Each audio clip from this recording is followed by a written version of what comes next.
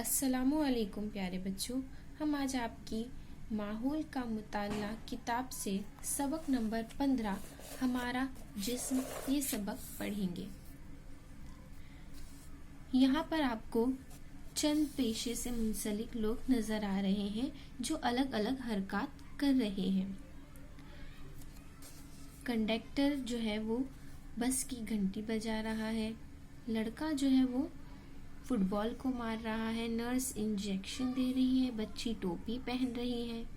जो traffic police है वो अपने हाथों से इशारा कर रही है और जो फौजी है वो सलामी दे रहा है। यहाँ आपको बताना है कि आपके दोस्त जो है वो क्या कर रहे हैं।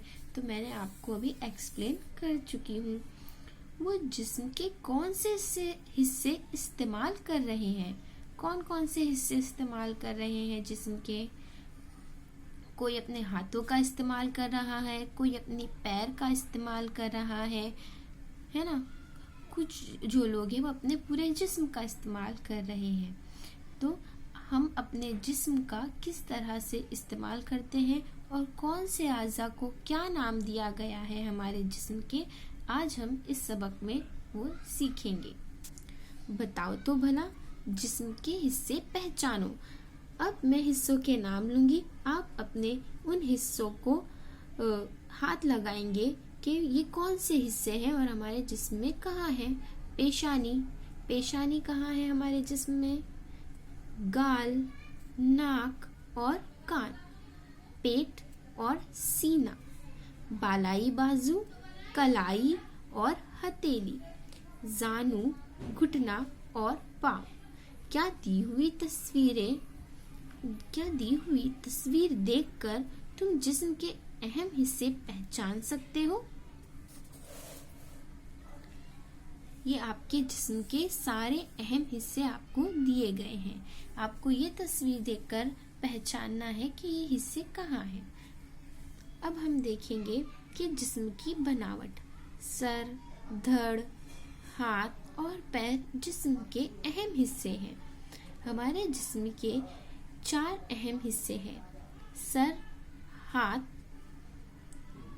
धड़ और पैर।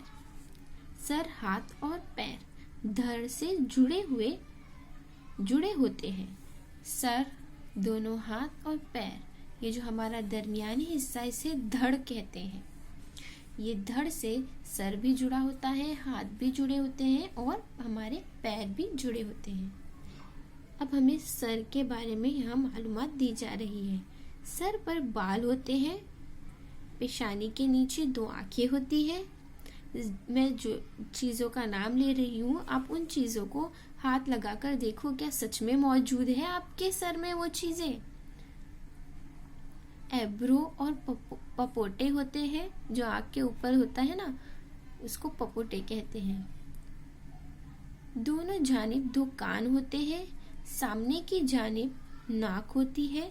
नाक के नीचे मुंह होता है। मुंह के नीचे ठुड्डी जकन होती है। सर और धड़ को जोड़ने वाला जिस्म का हिस्सा गर्दन है।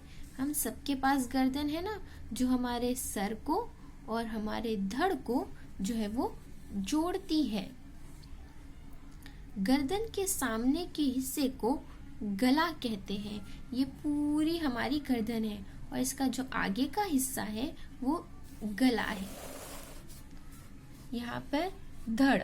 अब आपको ऊपर का हिस्सा हो चुका है जिसको हम धड़ सर कहते हैं। अब सर के नीचे का जो हिस्सा है जिससे हमारे दोनों पैर, दोनों हाथ और सर जुड़ा है, उसे धड़ कहते हैं। धड़ के बारे में यहाँ बताया जा रहा है कि हमारा सीना, पेट और पीठ मिलाकर धड़ बनता है और धड़ से हाथ जुड़े होते हैं। इस हिस्से को कांधा कहते हैं। धड़ और हाथ को जोड़ने वाला जो हिस्सा है वो कांधा है हमारा। धड़ से पैर भी जुड़े होते हैं। जो हमारे दोनों पैर है ये धड़ से जुड़े हैं और इस हिस्से को जो जोड़ता है ये हिस्सा, इस हिस्से को कोल्हा कहते हैं। अब आते हैं हम हाथ पर। अब हमें हमारे जो अहम हिस्से हैं जैसे हमारा सर, हाथ, पैर और धड़, सब चीज़ों के बारे में थोड़ी थोड़ी मालूमात दी जा रही है। हाथ, बालाई बाजू, ये हमारा ऊपर वाला हिस्सा जो है वो बालाई बाजू है। फिर बीच में जो है वो कोहनी है और फिर ये अगला बाजू। फिर जो अगले बाजू को और हमारी हथेली को जोड़ता है वो कलाई। ये हमारी हथेली और ये उंगलियां, जो हमारा ये बीच का हिस्सा होता है ये हथेली, ये उंगलियां, ये जो हमारा हिस्सा है ये जो जहाँ से हम अपने हाथ को मोड़ सकते हैं वो हमारी कलाई। कोहनी की वजह से जो है बालाई बाजू और अगला बाजू, इनके बीच में जो कोहनी है उसकी वजह से हमारा हाथ जो है वो फोल्ड हो सकता है, मुड़ सकता है ना। बालाई बाजू और अगले बाजू को जोड़ने वाला हिस्सा जो है वो हमारी कोहनी है। अगला बाजू और पंजे को जोड़ने वाला हिस्सा कलाई है। मैंने कहा ना ये हमारा, ये जो जिसकी वजह से ये हमारा हाथ मुड़ रहा है ये हमारी कलाई है, जो हमारे अगले बाजू को और हथेली को जोड़ती है। नेक्स्ट हमारा है पाँव, जानू, पिंडली और पंजा। इस तरह पैर के 3 हिस्से होते हैं। ये हमारा जो ऊपरी हिस्सा है ये जानू, इसे हम जानू कहते हैं। नीचे वाला हिस्सा हमारा पिंडली और ये जो होता है हमारा पंजा। जानू को और पिंडली को जो दरमियान में जोड़ता है वो हमारा होता है घुटना, और पिंडली और जो हमारा पंजा होता है उसको जो हिस्सा जोड़ता है वो होता है टखना। नीचे जो हमारे पैर के नीचे होता है जहाँ हम चप्पल पहनते हैं वो है तलवा, और ये हमारी उंगलियां।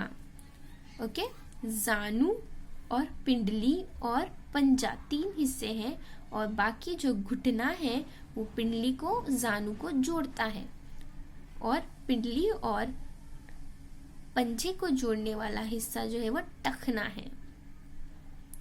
पिंडली और तलवे को जोड़ने वाला हिस्सा टखना है। ओके, उंगलियां, ये हमारी जो है आगे वो उंगलियां हैं। इस तरह से हमारा पूरा पैर जो है कंप्लीट होता है। इस तरह से हाथ कंप्लीट होता है, इस तरह से पैर। यहाँ पे आपको सर की मालूमात दी गई है। ये सब चीजें मिलाकर हमारा जिस्म मुकम्मल होता है। अब हम कुछ नए लफ्ज सीखे हैं हमने इस वक्त में। उजू, मखसूस काम के लिए इस्तेमाल होने वाला जिस्म का हिस्सा उजू कहलाता है। जो चीजें हम जिस्म के जिसकी वजह से हम काम कर सकते हैं उन हिस्सों को उजू कहते हैं। चलने के लिए पैरों का इस्तेमाल होता है, इसलिए पैर हमारे उजू है। सुनने के लिए कान इस्तेमाल होते हैं, इसीलिए कान हमारे उजू है। जिन चीजों से हम काम करते हैं वो हमारे उजू है। बैरूनी आज़ा, जिस्म के बाहर के आज़ा बैरूनी आज़ा कहलाते हैं। जिस्म के बाहर के आज़ा यानी जो ऊपर से हमको दिखाई देते हैं, हमारे आज़ा, हाथ, पैर, कान, नाक, आँख, पैर, धड़, सर, जो सारे हमारे जो ऊपर से हमको नजर आते हैं हमारे जिस्म में, वो सारे हमारे बैरूनी आज़ा है। बैरूनी आज़ा को बैरूनी हिस्सी आज़ा भी कहते हैं।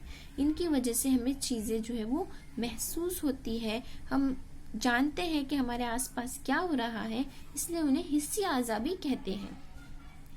कान, नाक, हाथ, पैर हमारे आज़ा हैं। वो जिस्म के बाहर पाए जाते हैं, यानी वो बैरूनी आज़ा है। जो हमारे जिस्म के बाहर पाए जाते हैं वो बैरूनी आज़ा है। कुछ हमारे अंदरूनी आज़ा भी होते हैं जो हमारे जिस्म के अंदर होते हैं, लेकिन हमको नजर नहीं आते हैं। अब हम आगे देखेंगे। घुटना मोड़े बगैर किस तरह चलेंगे। अगर हमारा घुटना ना होता तो हम पैर जो हमारे वो सीधे होते, हम पैरों को फोल्ड जो है वो नहीं कर पाते। तो हमारा जो घुटना हो तो हम किस तरह चलेंगे। अगर हमारा घुटना ना मुड़े तो हम किस तरह चलेंगे। कोहनी मोड़े बगैर कंघी किस तरह करेंगे। अगर हमारी हाथ एकदम सीधा होता, हमारा हाथ फोल्ड नहीं होता, तो हम बालों में कंघी किस तरह करते। मुश्किल काम था ना कंघी करना फिर हमारे लिए।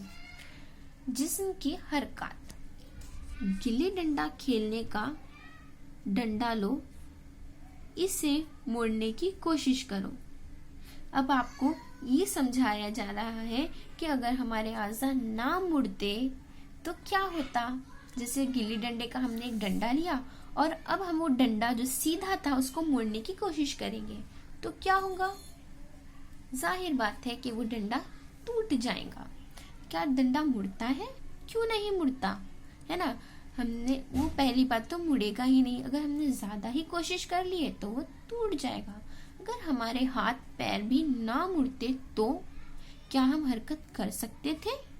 हमारे कुछ आज़ा मुड़ते हैं, इसीलिए हम हरकत कर सकते हैं। जैसे हमारी गर्दन, अगर हमारी गर्दन सीधी की सीधी होती और वो मुड़ नहीं पाती तो हमारा जो है आजू बाजू देखना, ऊपर देखना, नीचे देखना मुश्किल हो जाता। हम गर्दन ना दाएं घुमा पाते ना बाएं घुमा पाते। तो आपको वही बताया गया है कि हम गर्दन की इतनी सारी हरकत कर सकते हैं। हमारी गर्दन में लचक है जिसकी वजह से हम यहाँ वहां सब जगह जो है वो देख सकते हैं। हाथ, कांधा, कोहनी और कलाई, इन मकामात पर हाथ मुड़ता है। कहाँ कहाँ मुड़ता है हमारा हाथ? कांधे पर, सबसे पहले हमारे शोल्डर्स, कांधा, इसके बाद कोहनी, दिख रही कोहनी पर हाथ किस तरह से मुड़ रहा है। फिर उसके बाद है हमारा कलाई, दिख रही कलाई से किस तरह से हमारा हाथ मुड़ सकता है। हमारा हाथ ऐसा हो सकता है, ऐसा हो सकता है, सब तरीके से हाथ हमारा जो है वो मुड़ सकता है। नेक्स्ट उंगलियां, उंगलियां देख रहे हैं हमारी अल्लाह ताला ने कितनी अच्छा निजाम बनाया। हमारी जो चीजें हम काम इनकी वजह से आसानी से कर सकते हैं। देखो उंगलियां कितनी फोल्ड हो रही है, 1 2 3, है ना, कितनी फोल्ड हो पा रही है, जिनकी वजह से हमें चीजें पकड़ना आसान होती है। दिख रहा है आपको, लड्डू बनाना आसान हो रहा है, लिखना आसान हो रहा है, बच्चे हरकत कर रहे हैं, कोई भी चीज हम पकड़ सकते हैं। यानी हमारी जो फोल्ड्स हैं उनकी वजह से हम बहुत सारे काम जो है वो कर सकते हैं। नेक्स्ट है हमारा कमर। धड़ सिर्फ कमर के पास से मुड़ सकता है। जो हमारा धड़ है वो सीधा का सीधा है, सिर्फ वो कमर के पास से जो है वो मुड़ सकता है। इसलिए हम नीचे झुक सकते हैं। अगर हमारी कमर सीधी होती तो क्या हम झुक पाते नीचे? नहीं झुक पाते हम। अगर हमारी कमर जो इस तरह से फोल्डिंग नहीं होती, इस तरह से फोल्ड नहीं होती तो हम नहीं झुक पाते नीचे, जिसकी वजह से हमारे बहुत से काम आसान हो जाते हैं। जैसे हम कोई भी चीज नीचे गिरी, हमने झुककर उठा ली, हमारे जूते के फीते बांध लिए, खेलने के वक्त भी आपको तकलीफ नहीं होती है। पैर कहाँ कहाँ से मुड़ते हैं? कोल्हा, सबसे पहले जो हमारा धड़ को जोड़ता है हिस्सा, वहां से हमारे पैर मुड़ते हैं। दिख रहे हैं पैर किस तरह से मुड़े हैं। नेक्स्ट घुटना, दिख रहा है घुटना किस तरीके से हमारा घुटना मुड़ सकता है। नेक्स्ट है टखना, टखने के पास से देखो किस किस तरह हम पैर मुड़ सकते हैं। पैर की उंगलियां भी मुड़ सकती हैं, लेकिन हाथ की उंगलियों जितना नहीं। हाथ की उंगलियां देखो, मैंने आपको अभी बताया कितने सारे फोल्ड हो रहे हैं, लेकिन हमारे पैर में जो उंगलियां हैं वो इतनी फोल्ड नहीं हो पाती। पैर से भी हम काम कर सकते हैं। इसकी वजह से हम खड़े रहते हैं, चलते हैं, भागते हैं, सीढ़ियों पर उतरते चढ़ते हैं, कूदते हैं, कुछ मशीनें भी चलाते हैं। आज का हमारा सबक जो है हम यहीं पर स्टॉप करते हैं।